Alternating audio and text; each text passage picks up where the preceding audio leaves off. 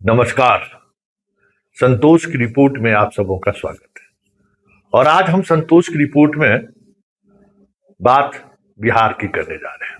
जी हां, सम्राट चौधरी के मुख्यमंत्री बनते ही उनके एफिडेविट सहित उनके शैक्षणिक योग्यता को लेकर सोशल मीडिया में कह सकते हैं कि वायरल हो रहा है। बताइए, बिहार का एक ऐसा मुख्यमंत्री है जिसका एफिडेविट देखिए, उस एफिडेविट में जो है उम्र का हिसाब देखिए, बड़ी बड़ी बातें हो रही हैं। आपराधिक रिकॉर्ड देखिए, किस तरीके के लोग बिहार के मुख्यमंत्री बने हैं, तरह तरह की चर्चा हो रही है। लेकिन मेरा सवाल है कि पेड़ रोपिएगा बबूल का तो आम कहां से खाइएगा। इस प्रदेश की विरासत को जिसने भी साझा किया हो, जिस तरीके से भी साझा किया हो, 4 पिछड़े नेता इस प्रदेश को मिला, दलित और पिछड़े नेता। रामविलास पासवान, लालू यादव, नीतीश कुमार और सुशील मोदी, चारों अपने अपने पार्टी के सुप्रीम रहे। इन चारों को राजनीति में किसने लाया, आज ये वक्त नहीं है इस पर चर्चा करने की। आज वक्त है कि इन चारों ने बिहार को क्या दिया, बिहार की राजनीति को क्या दिया। क्योंकि सम्राट चौधरी चाहे तेजस्वी हो, चाहे निशांत हो, चाहे चिराग हो, ये सारे चेहरे ऐसे चेहरे हैं जिन चेहरों के सहारे परिवार को क्या दिया इसने, ये समझा जा सकता है। मतलब अपने परिवार के बच्चों को भी इन लोगों ने वो नहीं दिया जो इनके परिवार, इनके पिताजी और बाकी लोगों ने दिया। राजनीति में ऐसे थोड़ी आ गए ये लोग। उस दौर में राजनीति में आए जिस दौर में सवर्णों का बोलबाला हुआ करता था। मतलब सवर्णों ने पिछड़ों और दलितों में ऐसे नेताओं को साथ लाया जिसमें कुछ न कुछ चीजें ऐसी थी जो उस राजनीति को देश के मानचित्र में स्थापित किया। ये चारों नेता देश में जाने जाते हैं, लेकिन जब इन चारों नेताओं के हाथ अपनी पार्टी का कमान आया तो इसने क्या किया। रामविलास पासवान ने बिहार के तमाम अपराधियों को सांसद विधायक बना दिया। सूरजभान हो, रामा सिंह हो, एक नाम हो तब ना, राजन तिवारी, छोटन तिवारी, मुन्ना शुक्ला, मतलब अनगिनत नाम है। ये अपनी राजनीति अपराधियों के सहारे साधा। बेटा भी वही कर रहा है। बेटा भी को भी वो इस योग्य नहीं पहुंचा पाए कि देश के मानचित्र पर दूसरा कोई दलित नेता के रूप में दिखाई दे दे। रामविलास पासवान के राजनीतिक जीवन पर आप गौर कर लीजिए। इन्होंने परिवार से जब भी बाहर कभी लोगों को टिकट दिया, लोगों को चुनाव लड़ाया, तो कैसे लोगों को इसने साथ दिया। कहां से आप नेता खोजिएगा। सम्राट चौधरी तो आप समझिए बीजेपी जैसे पार्टी के रूप में शपथ, उस पर भी चर्चा होगी। लालू यादव अपने बच्चों को भी पढ़ा नहीं पाए और राजनीति में कैसे लोगों को लाए।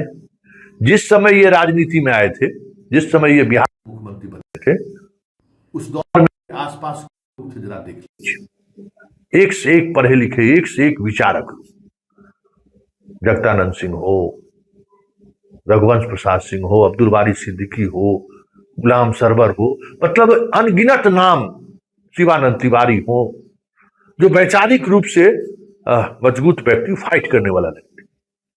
इस आदमी ने क्या किया बिहार की राजनीति में। तमाम ऐसे लोग जो पढ़े लिखे लोग थे, समझदार लोग थे, जो वैचारिक लोग थे, एक एक करके उन पार्टी से बाहर निकालते चले गए। और मुसलमानों में जो अपराधी किस्म के मुसलमान थे उसको आगे बढ़ाया। यादव में जो अपराधी किस्म का यादव था उसको आगे बढ़ाया। आज पार्टी का और परिवार का क्या हश्र रहा है सबके सामने है। तो जो बोएंगे वही काटेंगे। इन लोगों को लगता था कि राजनीति यही है, पढ़े लिखे लोग आएंगे तो बात पढ़े लिखे की होगी, पढ़ाई लिखाई की बात होगी, पढ़े लिखे लोग आएंगे तो सवाल करेंगे, आपके सामने सवाल रखेंगे तो ये असहज हो जाएंगे।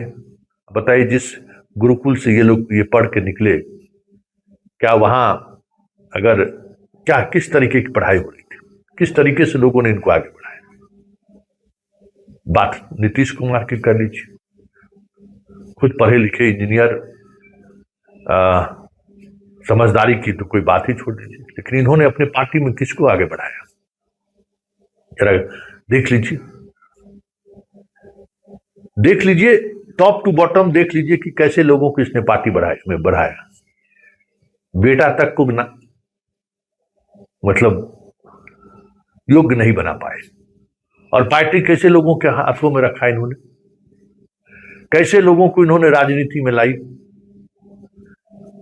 जो सवाल करने वाले लोग थे, जो बेहतर सलाह देने वाले लोग थे, नीतीश ने भी वही किया जो रामविलास ने किया, जो लालू यादव ने किया। एक एक ऐसे लोगों को सिस्टम से, पार्टी के सिस्टम से बाहर का रास्ता दिखा दिया।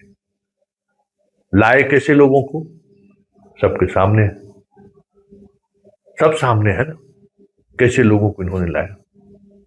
मतलब खुद पढ़ा लिखा व्यक्ति, और जाते जाते विरासत किसको सौंप के गए। जिस सम्राट चौधरी की आप आलोचना करते हैं, जिस सम्राट चौधरी की डिग्री की चर्चा हो रही है, जिस सम्राट चौधरी के आपराधिक पृष्ठभूमि की चर्चा कर रहे हैं, उनको मुख्यमंत्री बनाया जाए, इस पर वीटो लगाने की चर्चा किस व्यक्ति में? नीतीश कुमार में, कि जाते जाते इन्होंने वीटो लगाया। तो बिहार की राजनीति में अगर आने वाले समय में सम्राट तो कुछ चलिए कुछ दिख भी रहा है, आने वाले समय में आपको इससे भी बुरी स्थिति देखने को मिलेगा, क्योंकि इन लोगों ने जो विरासत छोड़ कर गया है ना राजनीति में, विरासत, उसकी सजा तो हम आप सब भोगेंगे ना। चौथा देखिए, सुशील मोदी,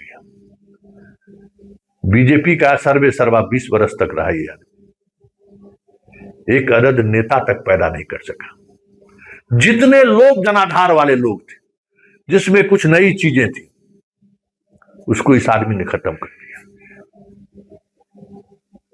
इस आदमी ने बीजेपी के तमाम ऊर्जावान नेताओं को खत्म कर दिया, जो बीजेपी को नई दिशा देना चाहते थे।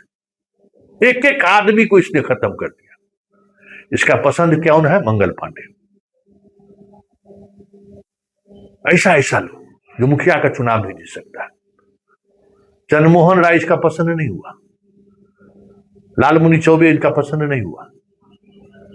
इनका पसंद ऐसे लोग हुए बीजेपी के अंदर जो बहुत बेहतर पृष्ठभूमि के नहीं थे, मतलब पढ़ाई लिखाई और बाकी पार्टी संगठन की हम बात कर रहे हैं।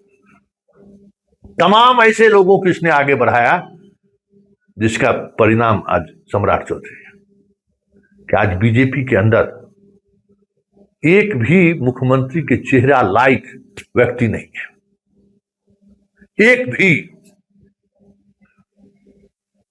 इसके लिए जिम्मेवार अगर किसी एक व्यक्ति को ठहराया जाएगा तो सुशील मोदी है। और इन चारों चेहरे को गौर से देखिए, इन चेहरों को इस प्रदेश की राजनीति में स्थापित करने वाले जो भी लोग रहे, लेकिन इनके राजनीति में आगे बढ़ने की वजह इनकी शैक्षणिक योग्यता, इनकी समझदारी, इनकी वैचारिक प्रतिबद्धता रही। लेकिन जब इन लोगों के हाथों में कमान आया बिहार की राजनीति को सींचने और संवारने की, तो इन लोगों ने ऐसा पेड़ बोया जो आज आपको दिख रहा है। तो इसमें आश्चर्यचकित होने की जरूरत नहीं है, हैरान होने की भी जरूरत नहीं है, और पश्चाताप करने की भी जरूरत नहीं है। एक मित्र हमको सुबह सुबह ये फोटो भेजे, ये तस्वीर, डॉक्टर साहब है एनएमसीएच में, कि संतोष जी इसको क्या कहिएगा, लोकतंत्र की खूबसूरती या फिर कुछ और। मैंने इनको कहा कि मोदी जी के सामने जितने ब्यूरोक्रेट खड़े रहते हैं, नरेंद्र मोदी की बात कर रहे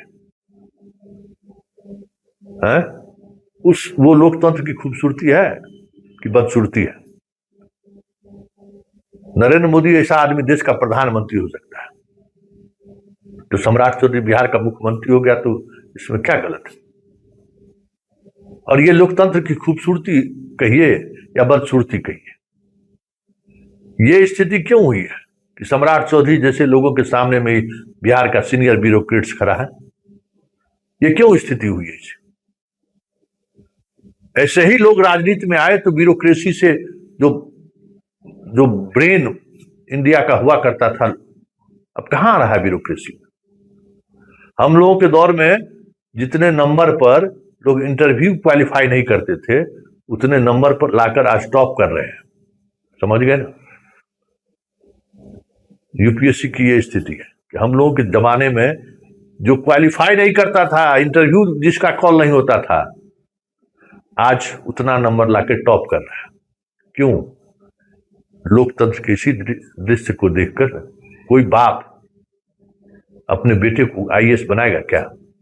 इसी काम के लिए। तो जब से ये लोकतंत्र में ये चीजें दिखनी शुरू हुई,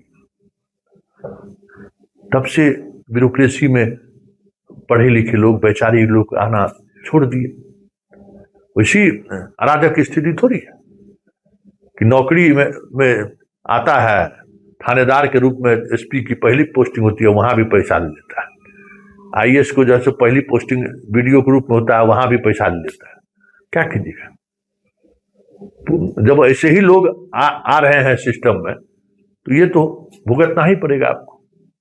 इसलिए रोने गाने की जरूरत नहीं है, क्योंकि डेमोक्रेसी को मजबूत करने के लिए जो हमारे पूर्वजों ने जो 4 पिलर बनाया, उस पिलर का क्या हाल है? जुडिशियरी में कैसे लोग हैं, पत्रकारिता में कैसे लोग हैं, सारे लोग वैसे ही लोग। वही ट्रेंड ही है कि जो जुडिशियरी में है अपने बाल बच्चा को ला रहे हैं, नहीं तो जो अयोग्य लोग हैं उनको ला रहे हैं। तो जब पूरा समाज अयोग्य लोगों के हाथ में रहेगा, तो ऐसे में आप कहां से सोचिएगा कि डॉक्टर राजेंद्र प्रसाद, डॉक्टर रामविलास पासवान, नीतीश कुमार जैसे लोग, सुशील मोदी जैसे पढ़े लिखे लोग, लालू जैसे सोशल जस्टिस के वैचारिक लोग आपको मुख्यमंत्री की कुर्सी पर देखेंगे? अभी तो सम्राट को देखकर घबरा रहे हैं। आने वाले समय में देखिएगा, इस प्रदेश का मुख्यमंत्री अनंत सिंह हो जाए तो कोई बड़ी बात नहीं हो।